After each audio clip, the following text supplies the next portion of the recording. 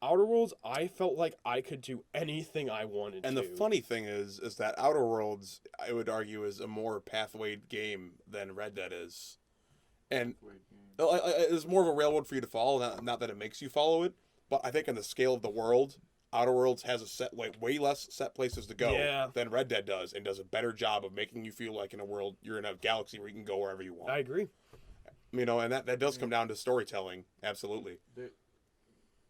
Outer Worlds kind of reminds me of Knights of the Old Republic 2, and how you kind of have these worlds, and you have a little bit of choice of which world you want to go to. Yeah. But it just kind of push you to one world or the other. And I mean, anything you do progresses the narrative, but it doesn't feel like you're just doing the story. You're kind of just playing your character, you know? You have a lot of choice with how you progress in the story. Yeah. But I don't think necessarily pushing you to world in a certain order is a bad thing.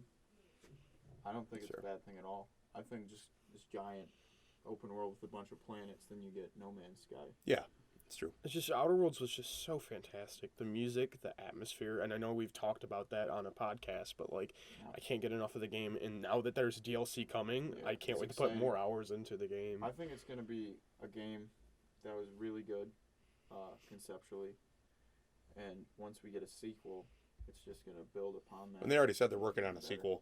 Yeah. Especially since, I mean, they had a smaller budget on this game, but now the support it's gotten, they're going to make a way bigger game next time. A lot of people who criticize Outer Worlds a lot because it's worse than New Vegas. It's not as big as New Vegas. It doesn't have as much stuff to do. Again, not as much funding. Like, you have to look at the outside, like, say. you know, you have to look at everything that was behind the game. And if you only look at a game based on the budget, you know, then you're not looking at the game for the right reasons. But if it's a quality a smaller product, game. And that's fine.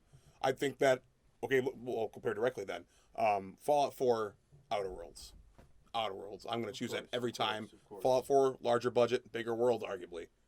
Crappier game. Crappier game. It's about the care that's put into it by the developers. And I think with a smaller team and a smaller budget, you have, you know, at least more focus than a large company that with a giant team and a spread out budget, you know? And I wasn't too happy with some of the choices with the story. Well, it wasn't perfect by any means. And it, you know, it definitely, I don't know, it had the charm for me. I think that's the biggest thing. What pulls me into that kind of game is that it has that unique charm that I think Fallout doesn't carry anymore.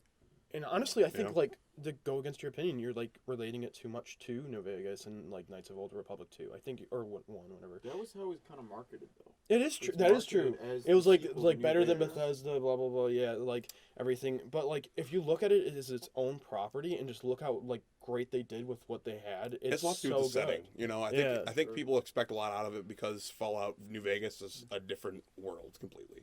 And I think when you go in expecting exactly Fallout New Vegas, you're going to be disappointed. They had to build everything from the ground up. The story. Not to say you don't make a point. I mean, it was definitely marketed like this is the spiritual successor to our last great game. Have a sequel, because Fallout New Vegas was a sequel to the older Fallout games mixed with Fallout 3. I think now that we have a sequel, Outer Worlds 2, and like DLC, we can really get something. It's going in the right direction. But yeah, you slap a name on something, and you start relating it to it and start expecting things from it. Which is why we end up with games of, oh, it's a Dark Souls game, or oh, it's like XCOM, or so people start expecting things. I think it's smart marketing. I mean, if you slap something like Fallout New Vegas in front of a new game, people are going to pay attention to it regardless. So I think it's good to get attention grabbing, but I think it promotes a lack of individuality. It's kind of like the Far Cry 3 marketing. I would agree with you if that wasn't their brand. With guns.